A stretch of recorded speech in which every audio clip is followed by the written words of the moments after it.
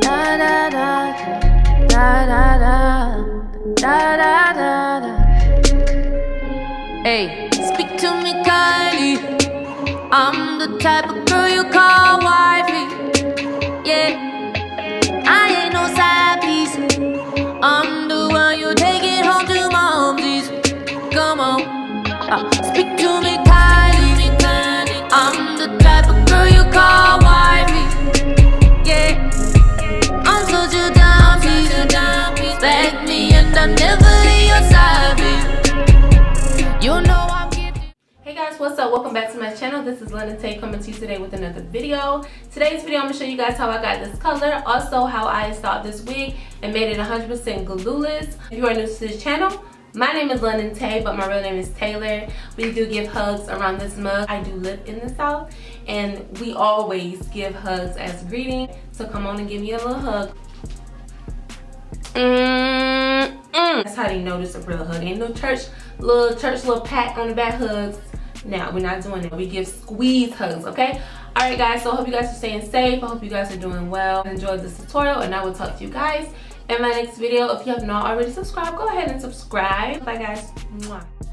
Okay, guys. So this is what we are working with. This is a year-old wig. This is my second time I had dyed it. I dip dyed it in a mint green color, but you know, red cancels out greens and blues. So I thought it would be perfect to use a red dye over this green dye. Now you see the end result is going to be almost like a pale pink to a hot pink, which is cool because that is actually a cute color. You know, I was either going to do pinks or red, but I know whenever you water dye color, it's going to be lighter than what you think, but water dye is the best method when you want an ombre look. So that's why I decided to do the watercolor method. Now I basically only use one bottle. I used the intense red. I was going to use the burgundy one that I showed in the beginning, but I only end up using the intense red, and I only use one bottle, y'all. One bottle to get this color. Now if you wanted more of a red color, then of course more than one bottle would be ideal. Also, so basically I poured it into the hot water and I mixed it up really good, and then I dipped the ends, and then I slowly start going into the middle, and then I slowly dip the roots of the wig last, so that way it was only a little bit of pigment into the water, and that gave it that pale pink, which ended up being the perfect ombre color. I was really satisfied how it turned out because I never tried this color. Whenever you do water dye the hair, you're going to want to condition it. So I'm just going to use the Dark and Lovely Damage Slayer conditioner. I'm going to let it sit on for 10 minutes. Use that time to detangle the hair, and then that is it. I'm going to, you know, after that I'm going to style it, and then I'm going to apply it and make it glueless, y'all. Revamp these old wigs. Don't be trying to go out and buy new wigs if you already have wigs. Make it your own. Make it something new, something refreshed while you're in this quarantine, you guys. So yes, that's how it turned out. Like I said, this is a intense red by Adore. It is a semi-permanent color, and I dipped it in hot water using the watercolor method.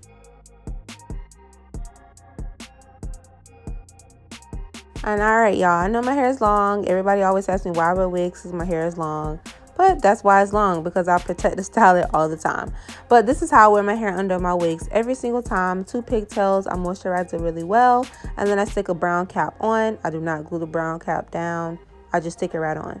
Okay, so I like to use a 1.5 inch thick band that I get from Amazon. I will link that below in the description box so you can purchase. The whole spool of it is about $8 or $9, and it makes it about 15 wigs if that's what you need. So perfect for me. So basically, some of the wigs already come with bands, but they're very skinny bands, the 0.75 inch bands.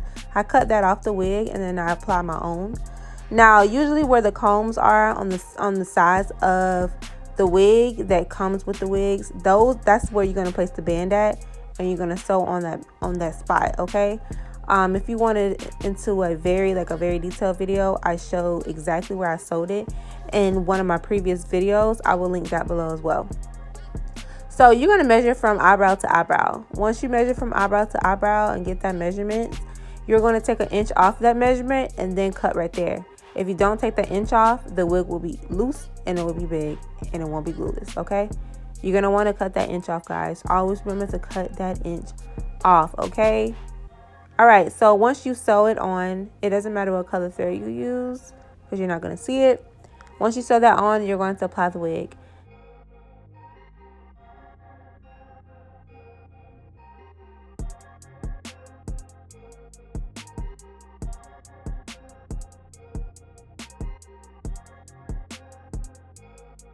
Okay, so I'm going to position the wig to where I want it to go, and now I'm going to style it. I'm going to use the Ion Smooth Heat Protectant as well as the Garnier Fructis Sleek and Shine, both of those products onto the hair before I blow it out. I'm going to blow it out regularly and then blow it out with a dimming brush just to get it more sleek. And then after I get it all dry, then I'm going to make sure I know where the part is where I want it to go. And then I'm going to use the Love Me hair wax. Now, I usually use a Lustre Silk hair wax. Either or works fine, honestly.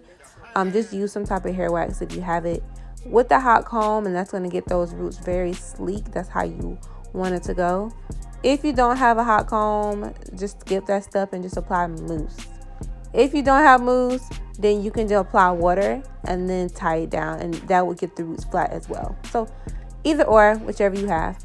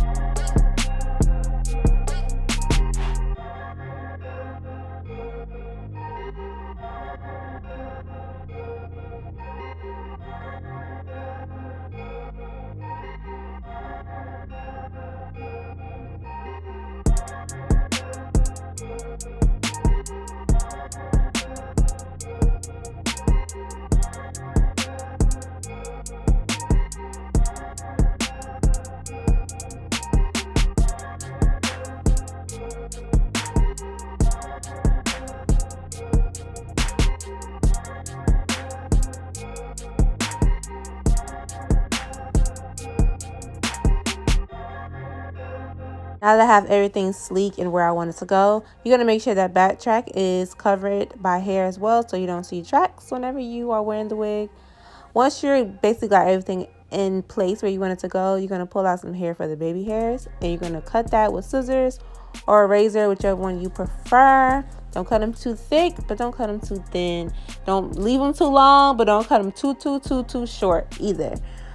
I like mine in the middle, but more short than long, honestly, because the long ones is like hard to manipulate. Once I do that, I am going to start applying mousse. The mousse is what is going to make it stick. Mousse is what's going to make it completely glueless. Mousse is what's going to mold it onto your head. All of that is what mousse is going to do. Before you do that though, almost like before you apply any type of gel to mold the wig on, you're going to make sure that the forehead is clean where the lace is going to be. But the only reason why you're going to make sure that is clean is because you don't want the makeup to get into your baby hair. I keep having that issue, so I have to make sure that I either do my hair beforehand or I have to make sure my forehead is clean. But I don't like doing my hair before I do my makeup because I need my face to look nice while I'm doing my hair. It's so weird, but yeah. So I'm just going to make a couple baby hairs. You honestly don't have to make baby hairs, especially if you have good quality lace. But most companies don't sell good quality lace like the HG lace. So you have to kind of do a little bit baby hairs if you're not completely molding the lace into your skin, you know. Because if not, it's just going to like kind of sit there and you're not going to really have that melt effect. Now, I am going to show you guys, as you can see at the beginning, that how to remove it and put it back on. You don't have to do that. I just want to show you guys how it looks whenever you do remove it and put it back on. that you can do it if you want. But the whole point of this is to mold everything together onto your scalp and to not take it off until the end of the day. So everything should be completely melted in for the day until you pull it off. You get what I'm saying? So the ear tabs and all that should be completely molded down, and you shouldn't have to worry about any of those issues until it's time to put it back on. Yeah. So with a glueless, you have to make sure you kind of do this stuff every day or every other day if you're going to take the wig off at night. If you're going to take the wig off at night, you're going to have to kind of remold. You don't have to do all those steps, of course. Skip the styling, skip the color and all that. All you really have to do is apply some mousse, fix the baby hairs, and then tie the baby hairs down. Should take nothing but about 10-15 minutes. You can do it in the morning time or at night, and you should be good to go.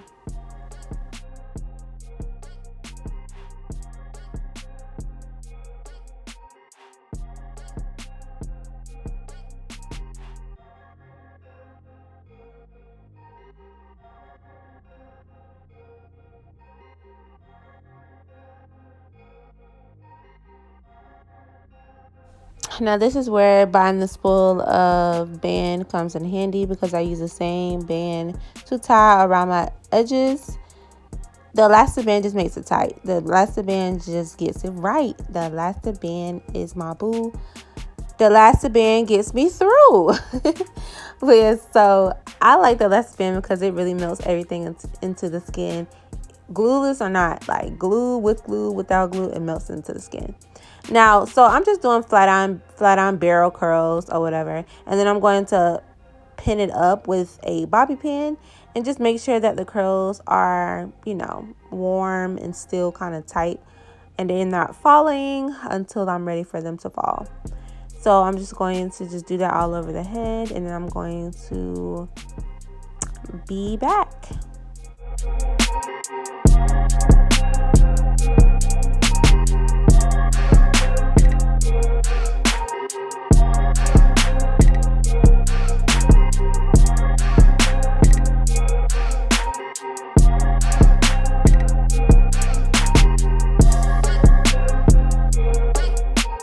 Now that everything is done, I'm going to use my bronzing color. And I'm going to use that in the part just to define the part a little bit more.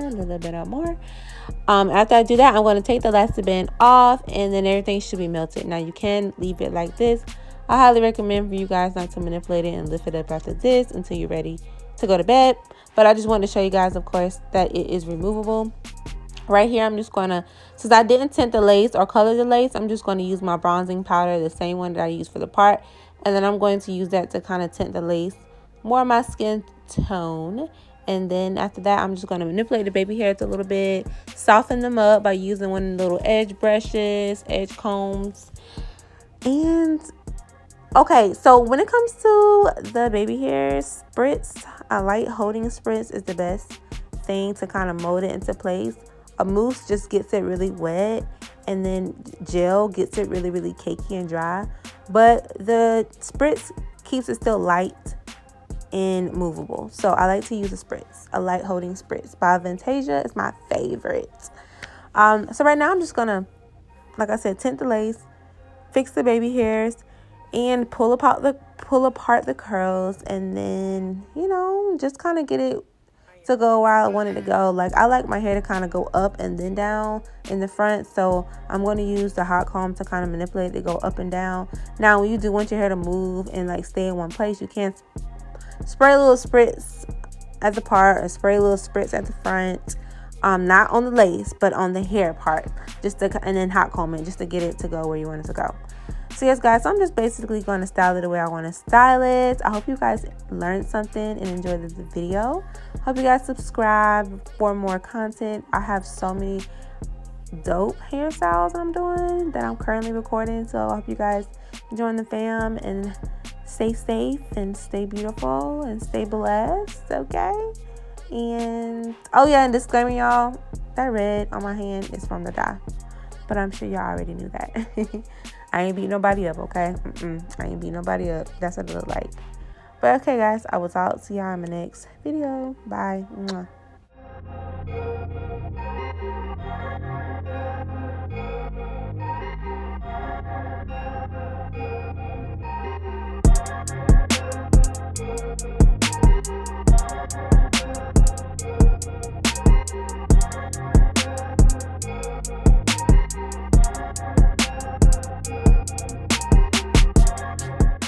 Okay, so here is it up close.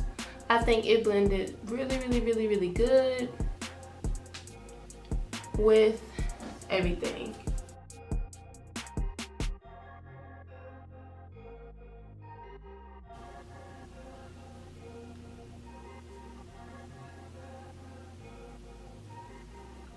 Guys, so like I said, this is the end result. I hope you guys enjoyed this tutorial, and I will talk to you guys in my next video. Bye guys. Mwah.